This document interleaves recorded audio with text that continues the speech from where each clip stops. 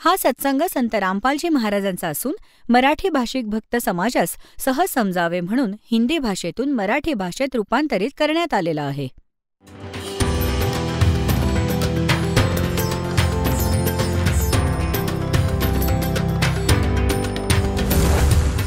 और ज्ञान सब ज्ञान डी कबीर ज्ञान सो ज्ञान और जैसे घोड़ा तोब कायम करता चले मैदान. जगद्गुरु तत्वदर्शी संत रामपालजी महाराजांचे अमृत वचन सर्व पवित्र धर्मांच्या व पवित्र शास्त्रांच्या आधारावर. तर परमात्मा म्हणतात, मैं रोवत हूँ सृष्टि को, कारण की तुम्ही माझी लेकरे आहात, अडकलात चुकीच्या जागी. और तुम रो, मैं रोवत हूँ सृष्टि को, सृष्टि रोवे मोहे. और कहे कबीर इस योग को समझ नहीं सकता कोई. ज्यावेळी धर्मदासजींना परमात्मा भेटले आणि मग त्यांना सतलोकात घेऊन गेले, मग त्यांना सोडले, परत आपले यथास्थान दाखवून, परत आपल्या वास्तविकतेशी परिचित करवून जेव्हा परमेश्वराने धर्मदासजींना खाली सोडले तेव्हा ते समजले, कारण सर्व लीला मालकांनी केलेली होती. तर ती समजल्यावर परमेश्वराची महिमा कशा प्रकारे ऐकवली. धन धन सतगुरु सत कबीर भगत की पीड़ मिटाने वाले. धन धन सतगुरु सत कबीर भगत की पीड़ मिटाने वाले भगत की पीड़ मिटाने वाले भगत की पीड़ मिटाने वाले. धन धन सतगुरु सत कबीर भगत की. रहे नल नील यतन कर हार तब सतगुरु से करी पुकार. रोए नल नील यतन कर हार तब सतगुरु से करी पुकार. जा सत रेखा लिखी अपार सिंधु पे शिला तिराने वाले. जा सत रेखा लिखी अपार सिंधु पे शिला तिराने वाले. धन धन सतगुरु सत कबीर भगत की पीड़ मिटाने वाले भगत की पीड़ मिटाने वाले भगत की पीड़ मिटाने वाले. धन धन सतगुरु सत कबीर. डसी सर्प ने जब जा पुकारी इंद्रमती अकुला. डसी सर्प ने जब जा पुकारी इंद्रमती अकुलाए. आपने तुरंत करी सहाय बेरूली मंत्र सुनाने वाले. आपने तुरंत करी सहाय बेरूली मंत्र सुनाने वाले. धन धन सतगुरु सत कबीर भगत की पीड़ मिटाने वाले भगत की पीड़ मिटाने वाले भगत की पीड़ मिटाने वाले. धन धन सतगुरु सत कबीर भगत की पीड़ मिटाने वाले. दामोदर सेठ के हो थे अकाज अर्ज करी थी डूबता देख जहाज. दामोदर सेठ के वो थे अकाज अर्ज करी डूबता देख जहाज. लाज मेरी रखियो गरीब नवाज समुद्र से पार लंघाने वाले. लाज मेरी रखियो गरीब नवाज समुद्र से पार लंघाने वाले. धन धन सतगुरु सत कबीर भगत की कह कर जोड़ दीन धर्मदास दर्श दे पूर्ण करियो आस. कह कर जोड़ दीन धर्मदास दर्श दे पूर्ण करियो आस. मेटियो जन्म मरण की तरास सत्य पद प्राप्त कराने वाली। मेटियो जन्म मरण की तरास सत्य पद प्राप्त कराने वाले। धन धन सतगुरु सत कबीर भगत की पीड़ मिटाने वाले। भक्त की पीड़ मिटाने वाले, भगत की पीड़ मिटाने वाले। धन धन सतगुरु सत कबीर भगत की। कह कर जोड़ दीन धर्मदास दरस दे पूर्ण करियो आस। कह कर जोड़ दीन धर्मदास दरस दे पूर्ण करियो आस। मेटियो जन्म मरण की तरास सत्य पद प्राप्त कराने वाले। मेटियो जन्म मरण की तरास सत्य पद प्राप्त कराने वाले। धन धन सतगुरु सत कबीर भगत की पीड़ मिटाने वाले। एकेकाळी बनारसमध्ये, काशीमध्ये एक दामोदर नावाचे खूप मोठे व्यापारी राहायचे, बिझनेसमन. त्यांचे स्वतःचे एक गलबत होते, समुद्री जहाज होते आणि त्याच्याबरोबर ते व्यापार करण्यासाठी समुद्री मार्गांनी ते दुसऱ्या राज्यांमध्ये जात असत. त्यांच्याबरोबर अजूनही त्याच शहरातले आजूबाजूचे बरेचसे इतर वाणीही बरोबर जायचे त्यांच्या जहाजात भाड्याने आणि आपला सौदा आणत असत. शेठजी बाहेर गेले होते आणि मागून त्यांची धर्मपत्नी, जिचे नाव धर्मवती होते, ती खूप धार्मिक होती. शेठ दामोदर देखील खूप नेक माणूस होता, भक्ती, खूप विश्वास ठेवून होते परमात्म्यामध्ये. आणि आपल्या हिंदू समाजात हे राम आणि कृष्ण, गणेश आणि या भगवानांच्या वर कोणी आपले इष्ट नव्हते. आणि या सर्व क्रिया आपण करायचो ज्या ते करत होते, ज्या आपण करत होतो तसेच ते करत असत. त्यावेळी परमात्म्यांचे त्यांचे खूप शिष्य झाले होते आणि खूप दुःखी लोकांचे दुःख दूर झाले होते. एक दिवस अशीच त्या शेठची पत्नी धर्मवतीकडे एक बहीण गेली तिच्याजवळ की ताई, आमच्या घरी सत्संग आहे, तुम्ही या.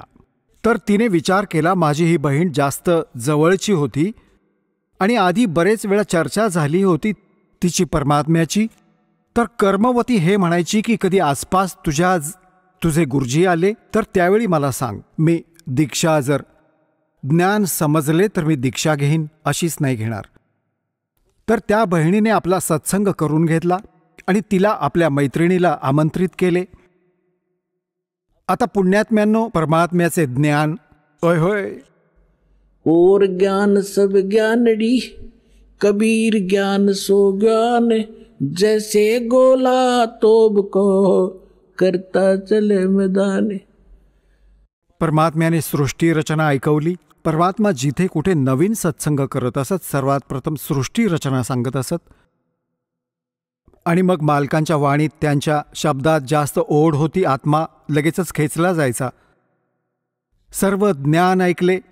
धार्मिक बघा, पुण्यात्मा असतात ना, ते जास्त किटकिट नाही करत, सर्व प्रमाण समोर आल्यावर. आणि तरी जर तर धर्मवती त्या बहिणीचे एकदम भयभीत झालं शरीर. जेव्हा सत्संग परमात्म्याने केला 2 तास आणि बसलेले 10-20 भक्त होते, आपापले सांगू लागले. तेव्हा त्याने परमात्म्याने विचारले, बाळा दीक्षा घेणार? ती म्हणू लागली, महाराज माझा आत्मा तर म्हणत आहे की मी दीक्षा घ्यावी तुमची, कारण मला ज्ञान पूर्णपणे कळाले. आता काही तर बहिणीने बऱ्याचदा सांगितले होते आणि मग परमात्म्याने मग तिला योग्य दिशा दाखवली. मग म्हणाली, भगवान माझी एक समस्या आहे माझ्यासमोर. तर परमेश्वर कबीरजी म्हणाले की बोल बाळा, काय समस्या आहे, शंका आहे ती सांग मला. तर असे म्हणाले, असे ऐकले आहे की मी जोडीने नाम घ्यायला हवे. माझे पती गेले आहेत परदेशात पैसे कमावण्यासाठी. आणि तो येईल तेव्हा नाम घेईन. पण आता मला असे वाटत आहे की मी या घरातून बाहेर पाऊल ठेवेन, तुमच्या झोपडीतून, या जागेतून, तर माझा मृत्यू नको व्हायला. आज मला तुमच्या सत्संगातील एक एक क्षण जड गेला की हे आयुष्य वाया चालले माझे. तर मी नाम कसे घेऊ? परमात्मा म्हणाले, बाळा, हा भ्रम जो आहे या मूर्खांनी निर्माण केलेला आहे. तुम्ही एकाच दिवशी जन्मला नाहीत, एकाच दिवशी मृत्यू पण नाही होणार. तुझे पती तुझ्यापेक्षा मोठे आहेत, त्यांचा आधी जन्म झाला, तुझा नंतर झाला. आता दुसरी गोष्ट अशी आहे की अध्यात्म मार्गात मग ती शेवटी म्हणाली की मी त्यांना विचारले नाहीये आणि आजपर्यंत मी कोणतंही काम त्यांना न विचारता केलं नाहीये आणि ते माझ्यावर नाराज नको व्हायला की मी पापाची भागीदार नको व्हायला. परमात्मा म्हणाले, बाळा, आत्मकल्याणाच्या मार्गामध्ये कुणाला विचारण्याची गरज नाही. बाकी सर्व कामांमध्ये सल्ला घेऊ शकता, सगळ्या गोष्टींमध्ये. यात एक सेकंदही उशीर करता कामा नये, काही पाप नाही लागणार. आता तिला हेच हवं होतं. गुरुजींच्या तोंडून जे शब्द ऐकले ते फायनल खरेच आहेत, तर महाराज मग दीक्षा द्या. आता तिने नाम घेतले. आता रोज हा मंत्र तुम्ही बघत आहात, हा मंत्र दाता देत असत सर्वात आधी, केवळ मधले मधले 5. आता आपण हिंदू यांच्यावर आरूढ होतोच, परंतु ते चुकीचा मंत्र जपत होते. हे मूळ मंत्र आहेत यांचे. जसे तुम्हाला अनेक वेळा सांगितले आहे, जसा एक रेडा असतो किंवा एक बैल असतो, वळू ज्याला म्हणतात, त्याला जर म्हणू लागलात रेड्या रेड्या, कधीही नाही ऐकणार. आणि एकदा असे केले थोर, तो असा बघेल आणि भाग त्याच्याकडे पळत येईल. तर त्याचे अट्रॅक्शन आहे, विवश आहे, त्या शब्दामुळे तो खेचला जातो. हा तो मंत्र आहे आणि परम संताकडून घेतल्याशिवाय ह्या मंत्राचा स्वतःहून जप केल्याने लाभ नाही होत. एक नियम आहे, त्या नियमानुसारच तुम्हाला चालावे लागेल. तर हे मंत्र दिले त्यांनी. तिला खूप भरून आले. स्वयं भगवानांनी अन्यथा याच तर आम्ही देवतांची पूजा करायचो. भगवान म्हणाले, बाळा, ही पूजा नाहीये, हे इथले संरक्षक आहेत आणि मूळ पूजा तर सद्गुरूंची आहे. आता परमात्म्याने त्यावेळी हे तत् आणि सत आणि सार, हे सारनाम हे लपवून ठेवायचे होते. हा प्रथम मंत्र म्हणूनच दिला होता की यांची ही सांसारिक कामे सहज सोपी व्हावीत, यांना सुख मिळत राहील, यांची भगवानांप्रती श्रद्धा टिकून राहील आणि या मंत्राने यांचे जन्म मनुष्याचे मिळत राहतील. हे त्यांना इथपर्यंत आणायचे होते, या मधल्या पिढीपर्यंत. धर्मदास मेरी लाख दुहाई, ये मूल ज्ञान और मूल मंत्र की बाहर ना जाए. मूल मंत्र, मूल ज्ञान बाहर जो पड़ी, बिचली पीढ़ी हंस नितर ही. मूल ज्ञान तब तक छुपाई जब तक द्वादश पंथ ना मिट जाए. जोपर्यंत हा कलियुगाचा 5505 वर्षांचा काळ येत नाही तोपर्यंत हे गुप्त ठेवायचे होते. सर्व महापुरुषांकडून परमात्म्याने शपथ घ्याविली होती. तर हा मंत्र मिळाल्यावर तिला भरभरून आले. खूप मनापासून भजन करायची. आत्मा खूप आनंदी झाला. ज्या भूतप्रेताच्या बाधा होत्या थोड्याफार, सगळ्यांच्या घरात असतात तशा, त्या निघून गेल्या. काया हलकीशी झाली. आता काय झाले? शेठजी आले 1 महिन्याच्या नंतर. आता ती बुद्धिमान खूप होती. तिने विचार केला की माझ्या पतीला जर कोणी तिसऱ्या व्यक्तीने असे सांगितले की तुझी पत्नी सत्संगाला जाते आणि रात्री जाते, कारण परमात्मा जास्त करून रात्री सत्संग करायचे, कारण दिवसा तर कोणाला वेळच नाही दिलाय काळाने, धंद्यामुळे. तर तिने विचार केला की हे कुठून त्यांच्या मनात माझ्याबद्दल काही दोष नको यायला, नाहीतर आमचे घर नरक बनेल. आता काय झाले, ज्या दिवशी तो शेठ परत आला त्याच दिवशी सत्संग होता भगवानांचा, अजून कोणाकडे आसपास. तर तिने विचार केला की आपल्या पतीला मी आधीच सांगावी सगळी कहाणी.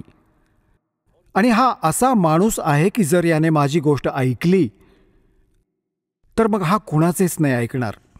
तर जेव्हा तो जेवण करू लागला, खाणं खात असताना त्याची पत्नी म्हणाली, अहो, माझ्याकडून एक चूक झाली आणि मला तुम्ही क्षमा करावी, माफ करा. तो म्हणू लागला की माझ्या पत्नीवर विश्वास आहे. माझी पत्नी अशी चूक नाही करू शकत जी अक्षम्य नसेल. तरीही सांग. तर म्हणाली, खरंच माफ कराल? रागावणार तर नाही? तर नाही, तू सांग. मी ना तुम्हाला विचारल्याशिवाय असे असे आपल्या शेजारणीने नाम घेतले, तर तिच्याबरोबर सत्संगाला गेले आणि परमात्म्याची वाणी ऐकली मी. मला वाटले नाम घ्यावेसे आणि मी तुम्हाला विचारल्याशिवाय दीक्षा घेतली. तर तो म्हणाला, खूप चांगली गोष्ट आहे, यात विचारायचे काय होते? हे काय वाईट काम केलेस तू? भगवानाची भक्ती केलीस, खूप चांगली गोष्ट आहे. तिचे हृदय हलके झाले. हे भगवान, खूप दया केलीस दाता, हे तर अगदी सहज साध्य झाले. मग तिने आणखी एका पॉइंटचा विचार केला की एकदा यांना हे सत्संग स्थळ दाखवावं जिथे आम्ही जातो आणि येतो. म्हणजे लोकांनी यांना भ्रमित नको करायला की तुझी पत्नी रात्रीही जाते, तर या माणसाला पटकन सेट नको करायला. आणि त्या दिवशी सत्संग देखील होता. तर ती म्हणाली की अहो, असं आहे की गुरुजींचा आज सत्संग आहे तिथे, आणि माझ्यासोबतच्या सगळ्या मैत्रिणी गेल्या, मी तुमचे जेवण बनवायला लागले आणि उशीर झाला आणि नाही गेले तर गुरुजी कधी नाराज न होत, तुम्ही माझ्याबरोबर चला. तर तो म्हणू लागला की हे बघ, थकून आलोय, लांबून आलोय, तू जा.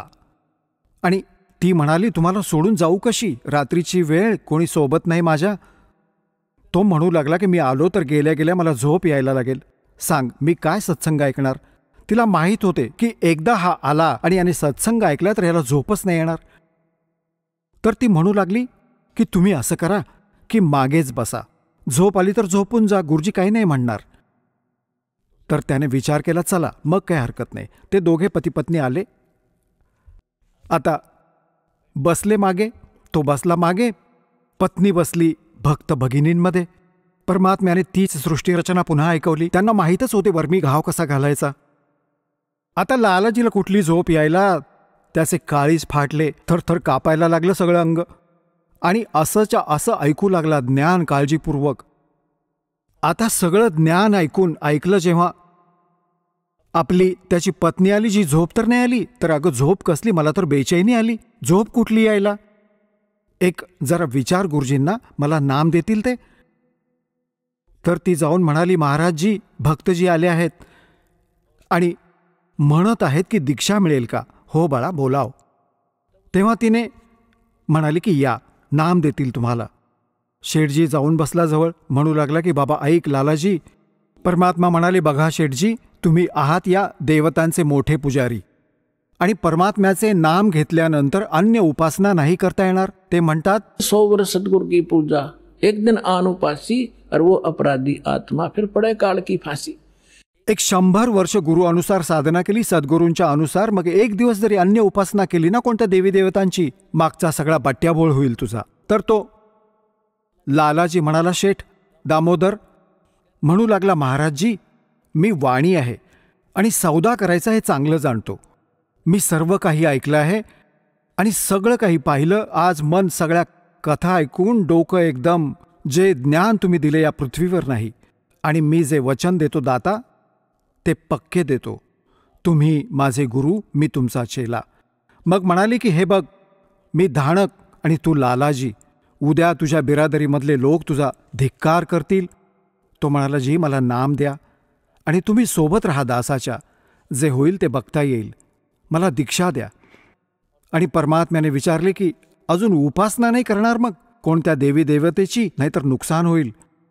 नाम घेऊन आणि परमात्म्याचे हाताने चित्र काढत असत, तेथे हाताने काढून घ्यायचे आणि सगळ्या ठिकाणी मिळत असत.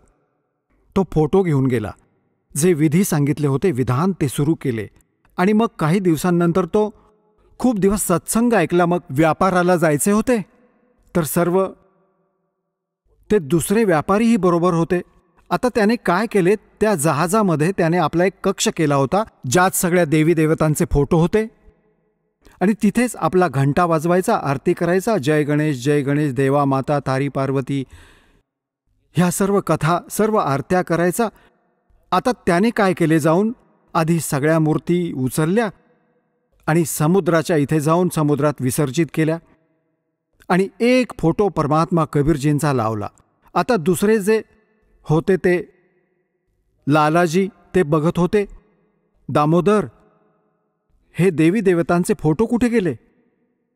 तर त्याने सांगितले की मी दीक्षा घेतली गुरुजींकडून, आणि गुरुजींची जे सद्गुरूची पूजा करतात ना, त्यांनी देवी देवतांची पूजा नसते करायची, म्हणून मी ते आदरपूर्वक जलप्रवाहित केले. तर ते सगळे म्हणू लागले की अरे तू बट्ट्याबोळ केलास, तुझा नाश होईल, तू काय आहे हा कबीर, एक धाणक, एक विणकर, याच्या जाळ्यात अडकलास तू? कुठे त्याच्या बोलण्याला फसलास तू? देवता सोडलेस, रामकृष्णसारखे बलवान भगवान सोडलेस. बघ तुझे काय होईल. तो म्हणाला, बाबा काहीही होऊ दे माझं, तुम्ही तुमच्या क्रिया करा, मी तुम्हाला काही नाही म्हणत. तुम्ही माझ्या मागे का लागलात? मी माझं करेन, तुम्ही तुमचं करा. आता त्या दिवशी, त्या दिवसानंतर त्याला कबीर म्हणू लागले की हा आला कबीर. दामोदर म्हणणं सोडून दिलं. तो म्हणाला, काहीही असो, तुमची जीभ पवित्र होते भगवानाचं नाव घेतल्याने. ठीक आहे, मला माहीत आहे तुम्ही काय अर्थाने म्हणत आहात, काही हरकत नाही. आता ते निघून गेले आणि सगळे आपापला माल लादून मुलांबरोबर जात होते काहीतर, कारण की 6-6, 3-3, 4-4 महिन्यांनी परत यायचे.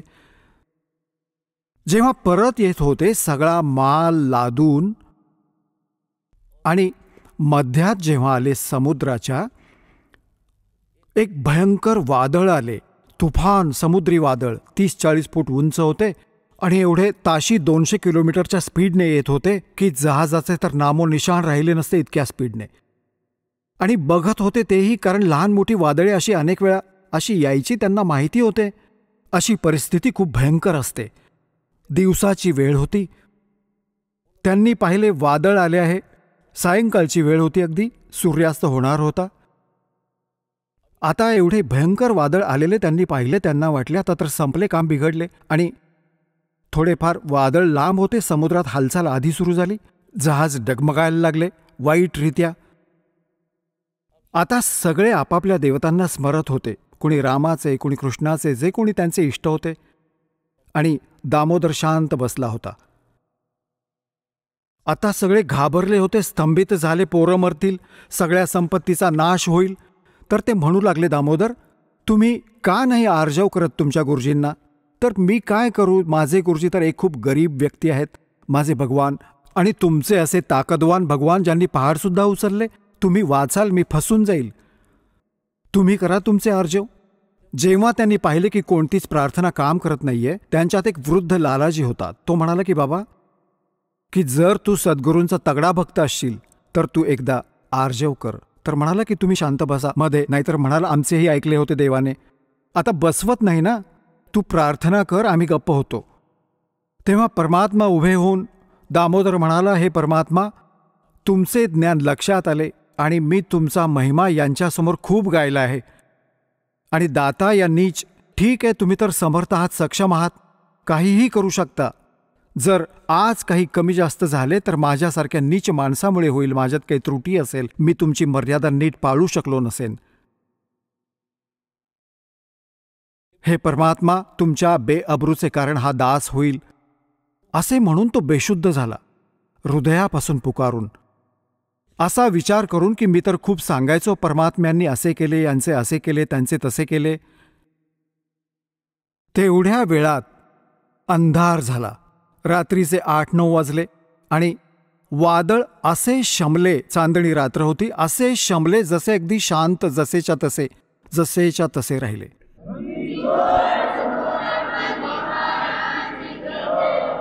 आणि समुद्राच्या पाण्यात थोडीशी सुद्धा हालचाल नाही. आता त्या दामोदरला पाण्याचे शिंतोडे शिपके मारून तोंडावर शुद्धीत आणले. तेव्हा ते म्हणाले की बाबा दामोदर, आमच्याकडून खूप मोठी चूक झाली, आम्ही आपल्या गुरुदेवांची खूप बेअब्रू केली, आम्ही खूप नीच प्राणी आहोत. आणि त्यांनी संकल्प केला होता की जर आज प्राण वाचले, आमचे भगवान तर फेल झाले, जर आज हे वादळ शमले आणि आमचा जीव वाचला तर दामोदर आम्ही तुझ्याबरोबर येऊ, नाम घेऊ त्या परमात्म्याचे. तेव्हा दामोदरला खांद्यावर बसवले त्या सर्व लालांनी. म्हणाले, बोला दामोदर की जय. म्हणाला, नाही, जय बोला त्यांची ज्यांनी हे काम केले आहे. बोलो कबीर परमेश्वर जी की जय हो.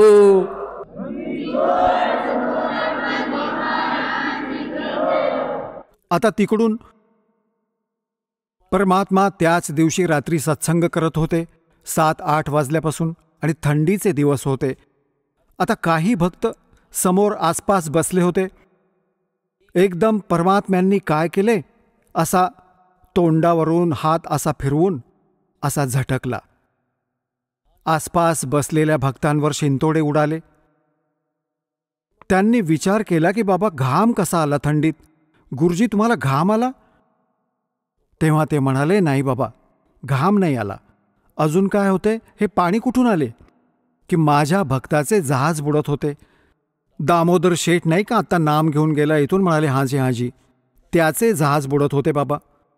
आता त्याला वाचवून आलोय मी.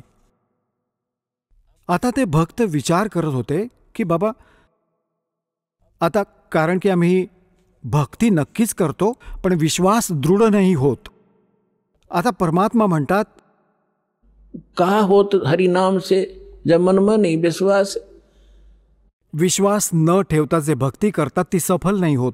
तर ते जरा कच्चे होते आणि मनात त्यांच्या असे होते की असेच शब्द गात होते, ज्ञान ऐकवत होते, घाम आला असेल, आमच्या समोर बसलेत आणि तिकडे कसे समुद्रातून जहाज वाचवून आले ती तर गोष्ट वेगळीच आहे. आता तिथून जेव्हा ते निघून आले होते शेठ, 1-2 दिवस अजून लागले त्यांना. त्या दिवशी परत सत्संग चालू होता. तो आधी आपल्या घरी गेला. घरी जाऊन समजले त्याची धर्मपत्नी ही जात आहे, सत्संगाला गेलेली आहे. आणि सगळे ते शेठ असं म्हणाले नंतर घरी जाऊ. आणि सर्वांनी आपल्या मुलांना बरोबर घेतले. अगोदर परमात्म्यांचा उपदेश घेऊ तेव्हा घरी जाऊ. आता आमचे बाकी आजचे आयुष्य, आज नंतरचे आयुष्य त्यांचे आहे. आणि सगळे तिकडे गेले, सरळ तिकडे. 15-20 लालाजी आणि त्यांचा परिवार. आता काय झाले? आता तिथे सत्संग चालू होता आणि तेच भक्त मिळून मिसळून येत असत त्या ठिकाणी. तर सगळे तिथेच बसले होते. आणि मागून काय झाले, ते सगळेच्या सगळे आले बाहेर उभे राहून म्हणाले की जय हो पाबंदी छोड़ कबीर साहेब की, जय हो भगवान कबीर साहेब की. परमात्मा म्हणाले की अरे बाहेर कोण आवाज करत आहे, जरा बघून या. आता जसेही ते भक्त बाहेर गेले माहिती घ्यायला अंगणातून बाहेर, तर त्यांनी पाहिले दामोदरला तरी सगळे ओळखत होते कारण की तो येत जात असायचा सत्संगाला. तर त्यांनी येऊन सांगितले की दामोदर शेठ येत आहेत आणि त्यांच्यासोबत अजून कित्येक लालाजी आहेत, शेठ आहेत आणि तुमचे दर्शन करू इच्छिता. तर म्हणाले बोलवा बाबा, काय गोष्ट झाली? तर सगळे आले, चरण धरले, दंडवत प्रणाम केला. हे भगवान, आपण दया केली, आमच्या जीवांचे रक्षण केले. परमात्मा, आमच्याकडून खूप चूक झाली, आम्ही खूप चूक केली, तुमच्या भक्ताला खूप त्रास दिला, टॉर्चर केले, याला माफ करा आम्हा अपराध्यांना. भगवान, तुम्ही आमचा जीव वाचवला, आमचे बुडणारे जहाज तुम्ही वाचवले. परमात्मा म्हणाले काय म्हणतात बाबांनो? आता परमात्म्यांना हे हवे होते की ज्यांच्या मनात शंका होती तो त्यांचा भ्रम दूर करण्यासाठी सांगा सगळी खरी कहाणी, काय झाले होते. तर भगवान असे असे झाले होते, आम्ही आमचे सगळे मंत्रतंत्र केले होते, काही उपयोग नाही झाला. मग आम्ही तुमच्या भक्ताद्वारे आर्जव केले होते, त्यांनी तुमचा पुकारा केला. काय मंत्र म्हटला यालाच माहिती. हा बेशुद्ध झाला तुमचा धावा करून. तर म्हणाले बाळा, मीच तिथे आलो होतो आणि तुमचे रक्षण केले होते. आणि तुमचे आता सौभाग्य आहे की तुमचे ते संकट तुमच्यासाठी वरदान सिद्ध होईल की तुमच्या लक्षात आले आणि तुम्ही इथे आलात. दीक्षा घ्या आणि आपले कल्याण करून घ्या. सर्वांनी नाम घेतले, त्यांचे कल्याण झाले. बोलो सतगुरुदेव.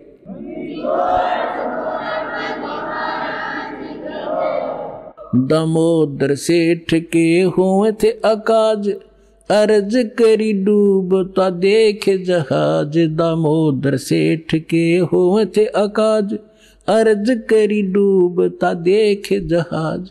लाज मेरी रखियो गरीब नवाज, समुद्र से पार लंघाने वाले. लाज मेरी रखियो गरीब नवाज, समुद्र से पार लंघाने वाले. धन धन सतगुरु सत कबीर भक्त की, पेड़ मिटाने वाले सत साई.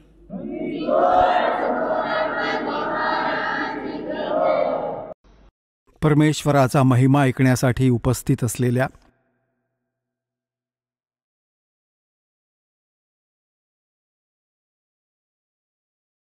ज्या पुण्यात्म्यांच्या, ज्या प्राण्यांच्या युगानुयुगांच्या शुभ संस्कारांचा उदय होतो त्यांना मानवी शरीर प्राप्त होतं.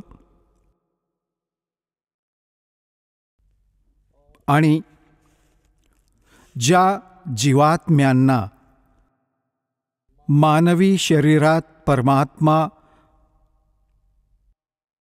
प्राप्तीची प्रेरणा निर्माण होते. ते खूपच शुभ संस्कारी हंस असतात आणि ज्यांना सद्गुरू लाभतात, सत साधना प्राप्त होते, ते अतिशय नशीबवान असतात. जसे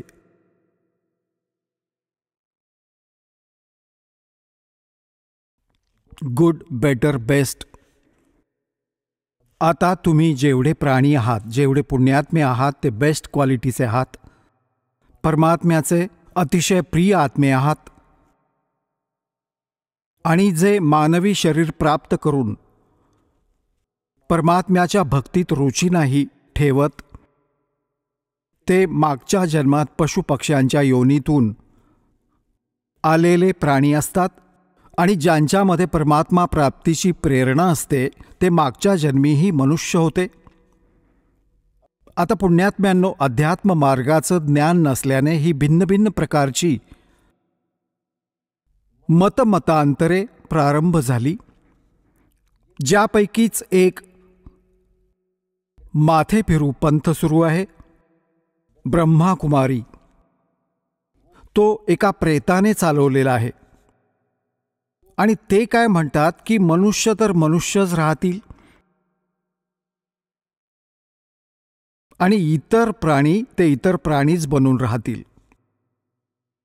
त्यांचं तर इथपर्यंत विधान आहे की जी व्यक्ती आज ज्या स्थितीत आहे, त्यांच्या विधानानुसार तर हे सिद्ध होतं की स्त्री ही स्त्रीच राहणार, मनुष्य हे मनुष्यच राहणार.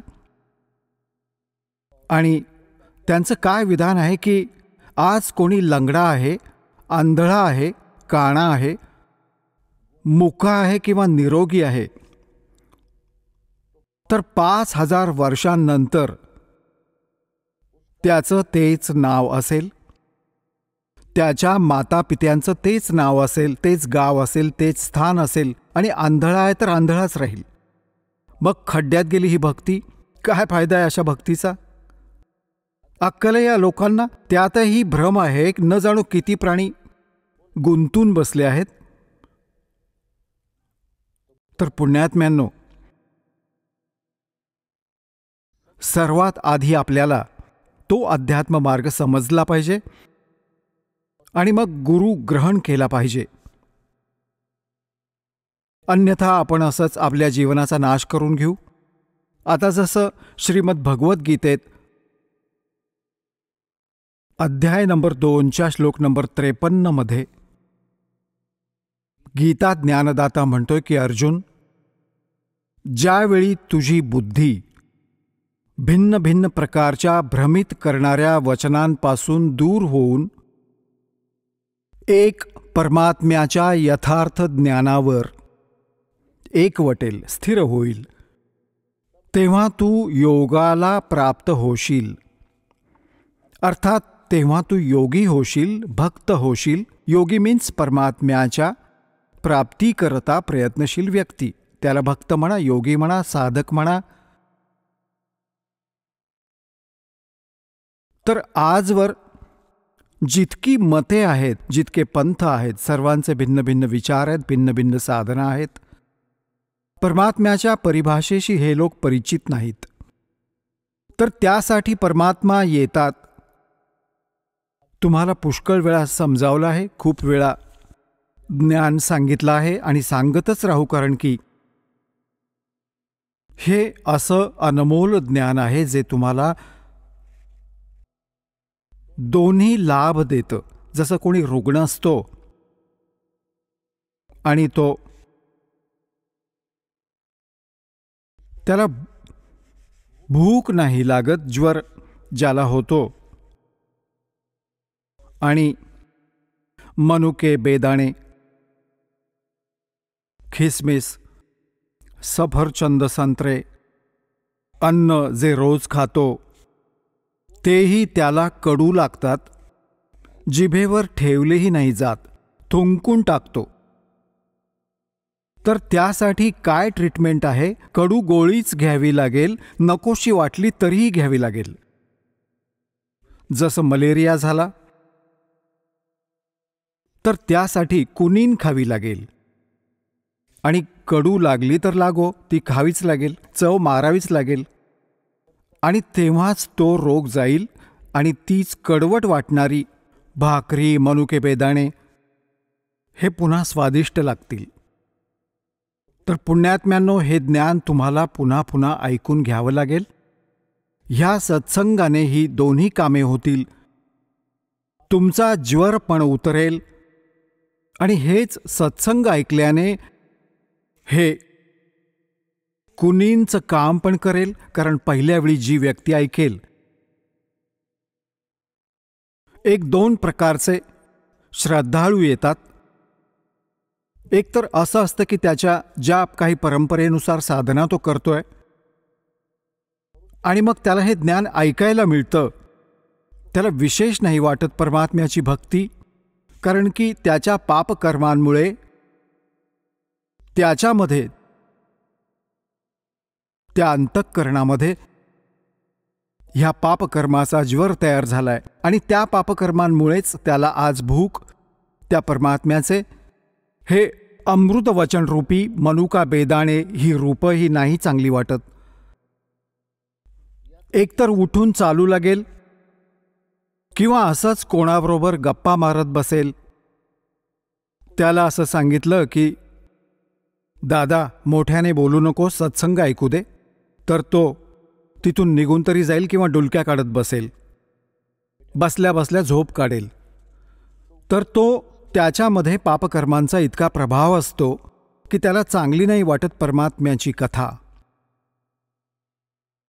तेव्हा त्यावर हाच उपाय आहे की याने नको असले तरी बसावे आणि ऐकत राहावे, आवडो अथवा ना आवडो.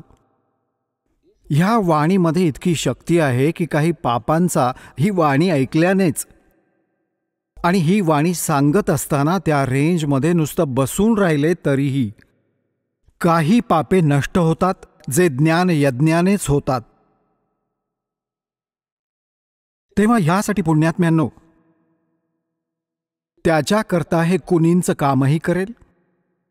आणि जेव्हा तो ज्वर उतरेल, अंतःकरणात जो पाप प्रभाव असेल तो कमी होईल. त्यानंतर मग हे मनुका, बेदाण्यांचंही काम करेल. इतकं छान वाटेल जसं ताप उतरल्यानंतर बरा होतो प्राणी.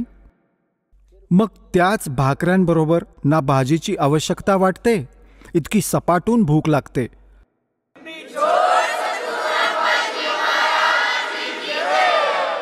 चला आता आपण त्या श्रद्धाळूंचे अनुभव जाणून घेऊया, ज्यांनी जगद्गुरु तत्वदर्शी संत रामपालजी महाराज यांच्याकडून दीक्षा प्राप्त केलेली आहे, तसेच त्यांच्याद्वारे सांगितलेल्या भक्ती मार्गावर चालत आहेत. नमस्कार. सत साहेब. आपलं नाव? नानाभाऊ रखमाजी वरखडे. आपण कुठून आलात? लामेवाडी, तालुका माजलगाव, जिल्हा बीड, महाराष्ट्र. आपला व्यवसाय काय आहे? मिस्त्री बांधकाम. संत रामपालजी महाराजांची गुरुदीक्षा आपण कधी घेतली? संत रामपालजी महाराजांची गुरुदीक्षा 24/4/2016.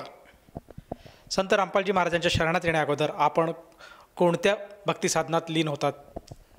संत रामपालजी महाराजांच्या शरणामध्ये येण्याच्या अगोदर देवी देवतांची भक्ती, जसे की पारंपरिक भजनाला जाणे, भजन करणे, एकादशी धरणे आणि दुसऱ्या दिवशी द्वादशी दिवशी वारकरी जेवू घालणे, असे बरेच दिवस असे एकादशी कार्यक्रम केले आहेत.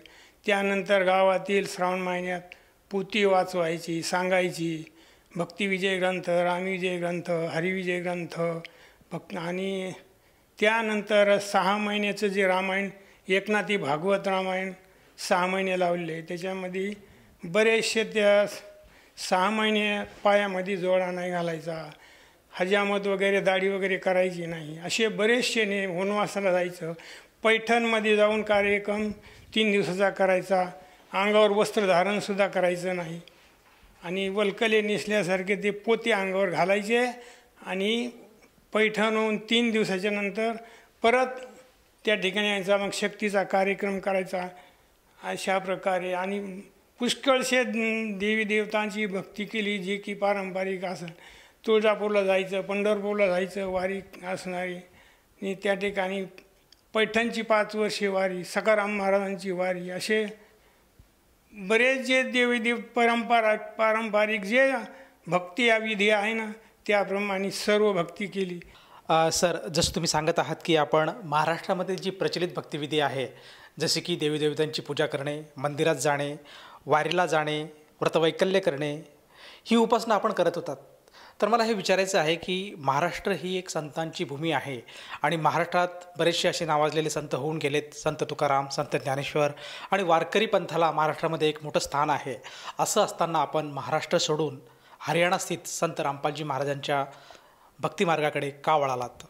संत रामपालजी महाराजांची भक्ती घेण्या अगोदर आमच्या गावामध्ये काही संत रामपालजी महाराजांचे भक्त आलेले होते आणि त्यांनी अशी ज्ञानगंगा पुस्तक असणारे विकत होते. आणि आमची किराणा दुकान असताना त्या दुकानावर आले की म्हणले तुम्ही हे ज्ञानगंगा पुस्तक आहे किंवा जिने गिरा पुस्तक आहे, 2 पुस्तक आहे, त्याच्यापैकी एक पुस्तक तुम्ही घ्या. मी म्हणलं नको, मला काय हे पुस्तक नको, मी कधीच वाचणार नाही. आणि ते पुस्तक मी घेतलंच नाही. शेवटी ते सर्व भक्त आणि गावामध्ये असणारी फिरून सर्व फेरी मारली. त्याच्यानंतर आमच्या घराच्या समोरूनच रस्ता त्यांना बाहेर निघण्यासाठी होता. त्या ठिकाणी अजून ते भक्त आले आणि मला म्हणले की घ्या तुम्ही पुस्तक, तुमच्या गळ्यात माळ आहे म्हणून तुम्हाला म्हणतात की हे पुस्तक घ्या. मग त्याच्यानंतर असं मला अगोदर वाटत होतं की व्यवसायी लोक असणार आणि स्वतःच्या कमाईसाठी ते पुस्तकं विकत असतील किंवा काहीतरी व्यवसाय करीत असेल, अशा हेतूने मी पुस्तक घेतलं नव्हतं. त्याच्यानंतर त्यानं बार सांगितलं की वा ह्याच्यामध्ये भक्तिविधी आहे, 4 वेद, साईशास्त्र, 18 पुराण, भगवद्गीता, एवढं ज्ञान आहे म्हणले या पुस्तकात आणि तुम्ही घ्या. मी म्हणलो ह्या पुस्तकाची किंमत तरी काय असेल? तर त्यांनी सांगितलं की वाईची किंमत 20 रुपये आहे. मग असं मला वाटलं की या पुस्तकाची 20 रुपये किंमत जर असेल तर मग याच्यामध्ये काहीतरी असायला पाहिजे. मग ते पुस्तक घेतलं, एक पॉम्पलेट दिल्या मला, पॉम्पलेट वाचलं, पुस्तक वाचायला सुरू केलं. 8 दिवसामध्ये पूर्ण पुस्तक वाचून काढलं. त्यानंतर बरेचसे सृष्टी रचना, व्यसनावर काहीतरी वाचलं. मला व्यसन खूप होतं बरं का, म्हणून त्याच्यामध्ये मला व्यसनावर येऊन वाचायचं फार आवडलं. म्हणलं हे पुस्तक आपल्याला फार आवडलेलं आहे, आपल्याला सद्भक्ती मिळाली, मग आपण जालन्यात जाऊन नामदान घ्यायलाच पाहिजे. मग गाडी किरायाने केली, त्या गाडीमध्ये येऊन जालन्याला येऊन नामदीक्षा घेतली. सर, जसं तुम्ही सांगत आहात की आपण अगदी पूर्वीपासूनच भक्तिमार्गात होतात आणि अशातच तुम्हाला संत रामपालजी महाराजांचं ज्ञानगंगा हे पुस्तक वाचायला मिळालं आणि त्यातलं ज्ञान तुमच्या मनाला भालं आणि तुम्हाला असं जाणवलं की आपणसुद्धा यापुढची भक्तिविधी संत रामपालजी महाराजांकडून घ्यायला काहीच हरकत नाही. ह्या अनुषंगाने आपण जालनास्थित त्यांच्या आश्रमात जाऊन संत रामपालजी महाराजांची नामदीक्षा घेतली.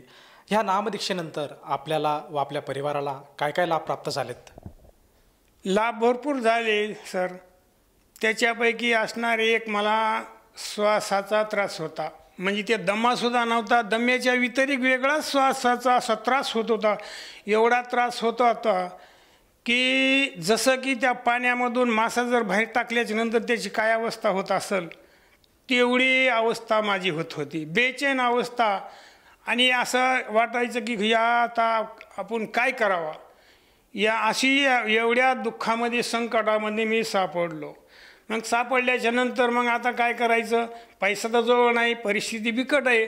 मग दवाखान्यात जायला पैसे नसल्यामुळं मग काय केलं की म्हणलं नकोच, आपल्याला दवाखान्यात जायचंच नाही आणि गेलं तर आपण काय द्यायचं त्या डॉक्टरला, म्हणून आम्ही घरातच बसायचं. बांधकाम करीत असताना आमचं बांधकाम व्यवसायामध्ये सुद्धा खोट व्हायली, काय करावं, परिस्थिती वरचीवर बिकट होत चालली. आणि मग त्यानंतर आम्ही एक डॉक्टर होता माजलगावमध्ये, त्यांचं नाव असणारं देशपांडे, त्या देशपांडेकडे गेलो आणि त्यांच्याकडून चेकअप केलं आणि 150 रुपये, आता ते 150 रुपयाला सुद्धा द्यायला नव्हते, पण ते 150 रुपये कोणाकडून तरी घेऊन ते डॉक्टराचे 150 रुपये दिले. म्हणलं आता याच्यानंतर दवाखान्यात यायचंच नाही म्हणलं, कारण आपल्याकडे पैसेच नाहीत ना. आणि मग या डॉक्टरला दुसऱ्या वेळेस आपण काय द्यायचं, धंदा बंद व्हायला वरची हे बिमारी श्वासाची त्रास व्हायला काहीतरी मग आम्ही ते म्हणले वा तुम्हाला पैसे नाही, तुम्ही खाजगीच बघावा, तुमचं काय वेगळंच दिसायला आम्हाला, त्याचे डॉक्टरसुद्धा म्हणला. मग आम्ही खाजगी बघायला सुरुवात केलं. हे मांत्रिक लोक असेत ना, यांच्याकडे झाडफोकवाल्याकडे आम्ही जायला सुरुवात केली. मग कुणी म्हणावं याला तुम्हाला 5 भूतं लागलीत, कुणी म्हणावं तुम्हाला करणी तोडगाय भैरवसाय वगैरे वगैरे असे बरेचसे म्हणायले. मग आता सुरुवातीला जायच्या अगोदर माझे ते रुपये घेत नाही व ते महाराज, आणि तुम्ही जा तिथं. गेल्याच्या नंतर 1500 रुपये ते काढल्याशिवाय राहतच नव्हते. एस टीचं तिकीट भाडं असं हे आम्हाला ते झेपतच नसायचं. पण हे आता दुखायला लागलं, हे काय करावा, आणि गेल्याशिवाय भागत नाही. असे बरेच तुम्ही सांगता किंवा 25 जाणत्याकडे जाऊन त्या महाराजाकडे जाऊन 25 वेळाची भेट, 25 जणांची भेट घेतली, पण गुण काय आला नाही. उलट बिमारी वाढतच चालली. जसे जसे वाढत चालली तसं खूप त्रास व्हायला, घरची परिस्थिती वरचीवर बिघट चालली. मुलं लहान लहान असताना त्यांना बांधकाम जमत नव्हतं. मग आता काय करावं, मग तेवढा त्रास असूनसुद्धा आमचे बांधकाम गावात नसायचे, बाहेरगावी असायचे. मग त्या ठिकाणी जायचं, त्या मुलाला कसं तरी मार्गदर्शन करायचं आणि मी तिथं झोपून राहायचं. एवढी परिस्थिती करताना थोड्या दिवसांनी त्यांना थोडं मार्गदर्शन झालं, ते स्वतः मग कामं करू लागले. मग मी आता ठरवलं की आता आपल्याला गावाच्या बाहेर निघायचं नाही, कारण आपला त्रास कमीच व्हायना. मग घरामध्ये झोपूनच राहायचं दिवसभर. मग त्या मुलांनी म्हणले वा तुम्ही असं बसण्यापेक्षा थोडंसं किराणा दुकान तुम्हाला टाकून देतात. मग त्याच्यानंतर आम्हाला काही ते देवीचे जे भक्त असतात ना, त्यांना थोडं मार्गदर्शन केलं. म्हणले वा तुम्ही एवढे बेजार आहेत म्हणले, मग फलाना तो महाराज लय बघतो म्हणले, त्याला लय कळतंय म्हणले. मग त्याच्या येत होता अंगात, त्यानं त्या अंगातवाने सांगितलं आहे की तुम्हाला जागरण गोंधळ करावं लागतंय. आता जागरण गोंधळ करायचा म्हणल्यावर खर्च बी आला.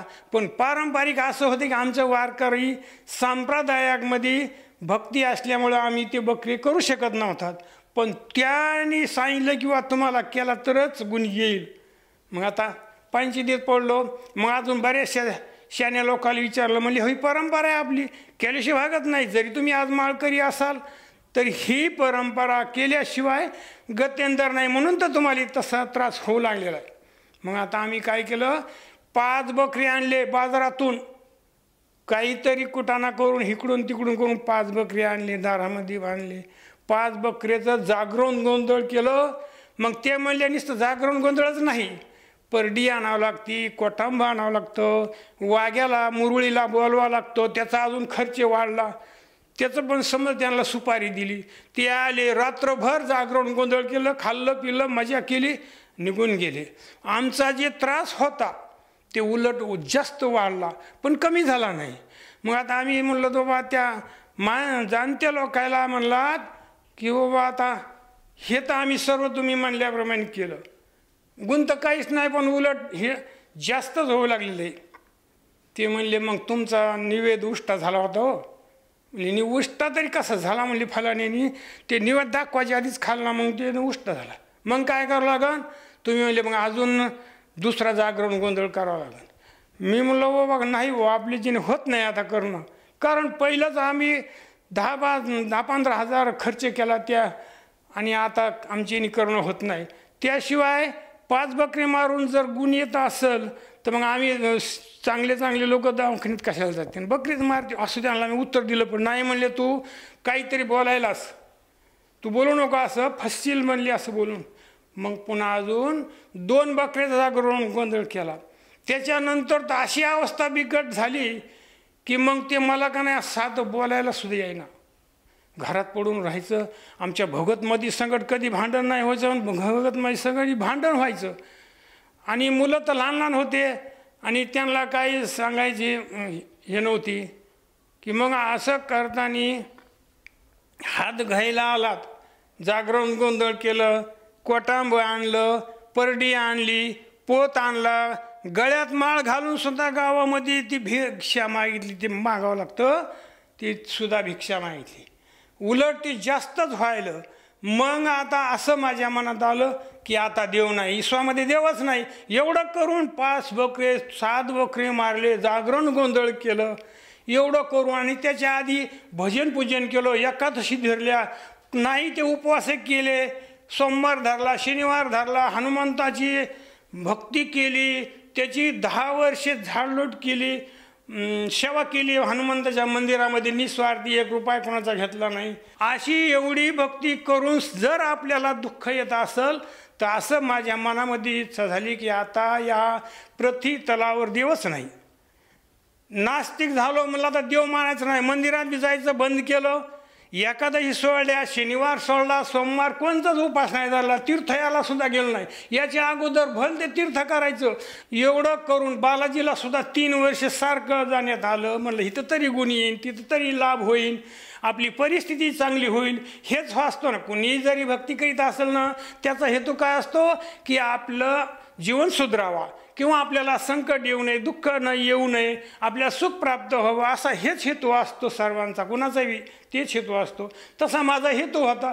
पण हेतू असून काय उपयोग, मला कसलाच त्या ठिकाणी लाभ झाला नाही, उलट सर्व दुःखच दुःख प्राप्त झालेलं आहे. सर, जसं तुम्ही सांगत आहात की संत रामपालजी महाराजांच्या शरणात येण्या अगोदर आपण जो आपल्याला त्रास होता, जी श्वसनाची बिमारी होती आपल्याला, त्यासाठी आपण बरेचसे प्रयत्न केले, असंख्य प्रमाणात आपण साधू संतांकडे गेलात. जो माणूस भेटेल त्या माणसाने जी भक्तिविधी सांगितली, जी साधना सांगितली, ती साधना केली, बकरे कापले, परंतु आपल्या वाट्याला फक्त दुःख आणि दुःखच आलं आणि आपल्याला कुठल्याही प्रकारचं त्याच्यामधून राहत मिळाली नाही. तर मला हे विचारायचं आहे की ह्या सगळ्या गोष्टी आपण संत रामपालजी महाराजांच्या नामदीक्षा घेण्याअगोदर अनुभवल्या, परंतु जेव्हा आपण संत रामपालजी महाराजांची नामदीक्षा घेतली त्यानंतर आपल्याला जो आजार होता, जो त्रास होता, त्या त्रासातून आपली मुक्तता झाली का? हो सर, दुःख दूर झालं.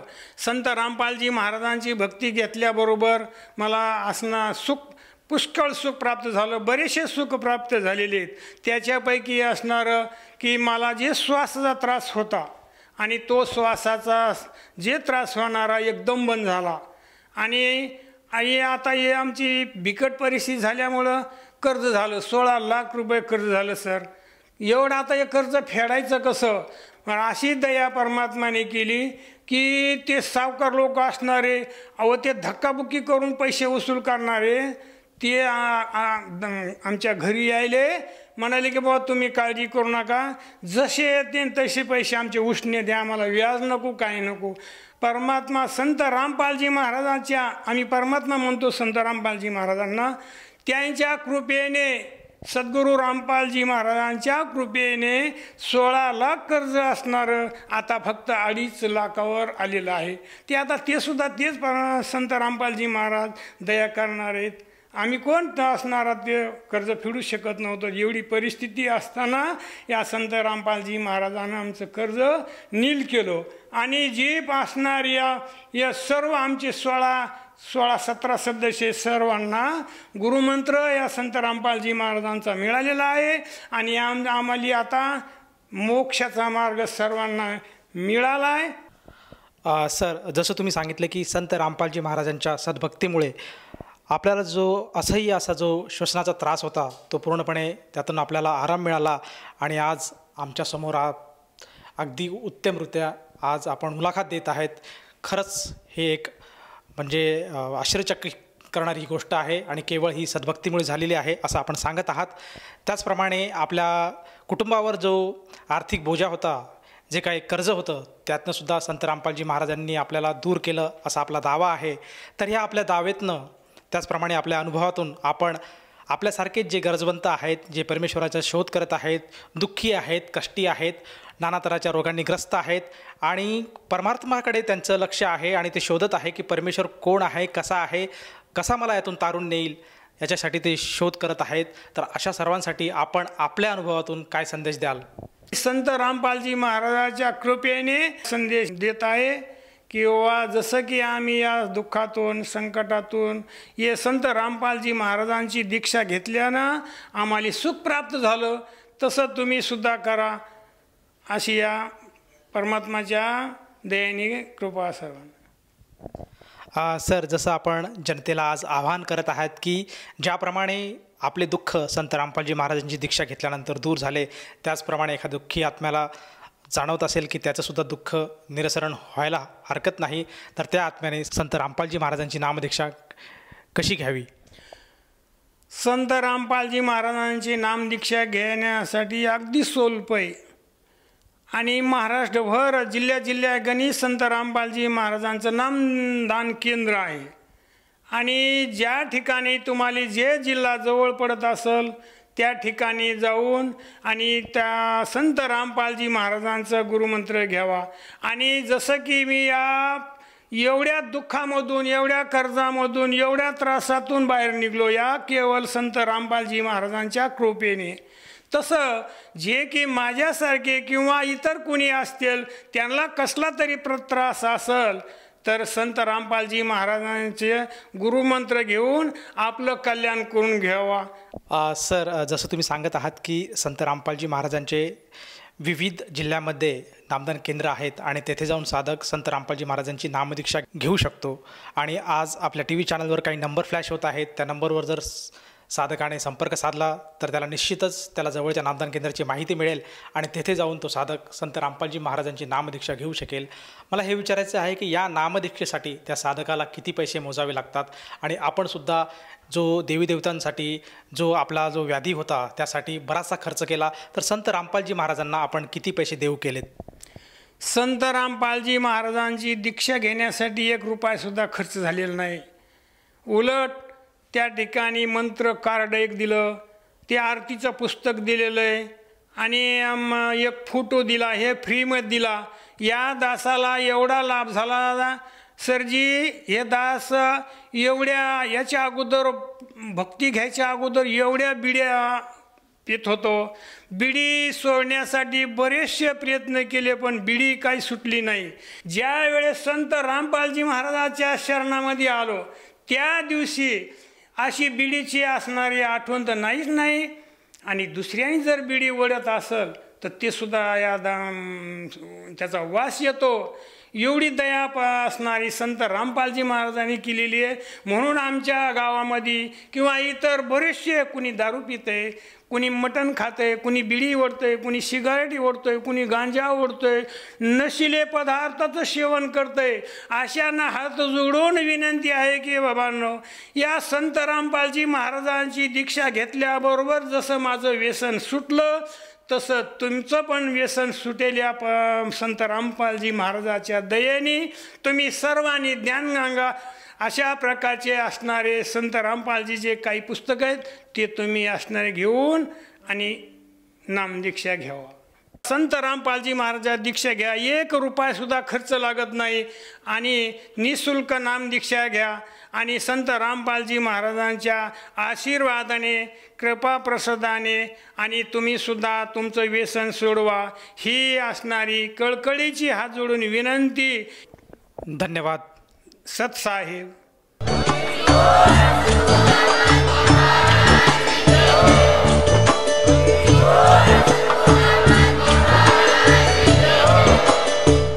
आपण ऐकत होता जगद्गुरु तत्वदर्शी संत रामपालजी महाराज यांचे मंगल प्रवचन, ज्यांच्या शुभ आशीर्वादाने संपूर्ण विश्वामध्ये 500 पेक्षा जास्त नामदीक्षा केंद्र आहेत, जिथे निशुल्क नामदीक्षा दिली जाते.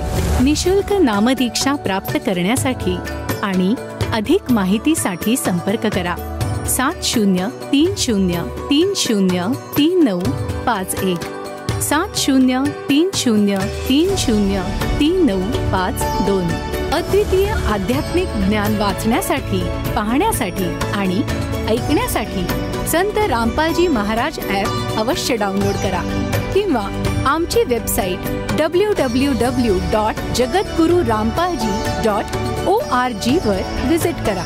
आम्हाला सोशल मीडियावर फॉलो करा. सर्व पवित्र धर्मांच्या पवित्र शास्त्रांवर आधारित प्रमाणित अनमोल पुस्तक ज्ञानगंगा किंवा जगण्याचा मार्ग यापैकी कोणतेही एक पुस्तक निशुल्क मागवण्यासाठी आपण आम्हाला आपले पूर्ण नाव, पूर्ण पत्ता, पिनकोड आणि फोन नंबरसह लिहून 7030303951 किंवा 7030303952 या नंबरवर SMS करू शकता किंवा 7030303950 या नंबरवर व्हॉट्सअप देखील करू शकता.